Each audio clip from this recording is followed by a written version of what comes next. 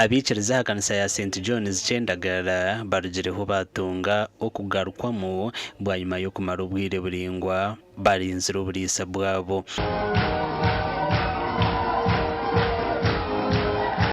Ruhanga cya Chendagara kitwarebera izuba kigumite mu kweyongera obusinge bwode kutaha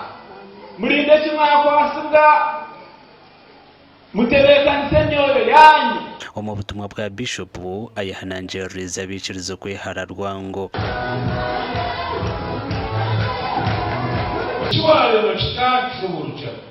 kireta mu nkiko mu kibazo okushasha kwawe kuranja ngahe wale kitakoboruka mwawe mushomesa leta n'urukiko twiremvugana birace rero ndabashaba kugira ngo mugire kushaba no kugumisiriza no kumanyana n'abakazi banyu n'abakazi no kumanyana n'abashisha banyu kureba ngo kanisa yagumaho. oburisi ubu bwina amakanisa garuka ikashatu aharume ya Chendagara twetumana Sayuni kandi abikiriza bagira ngo cyo bahwerire cyango tukuza kutandikira twenda kutandikaho primary abo kubashangire primary etaruho twenda kutekaho primary twenda kutekaho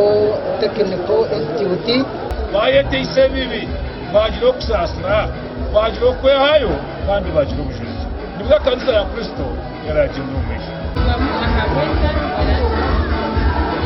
kandi mangu kwa basanzwe bakora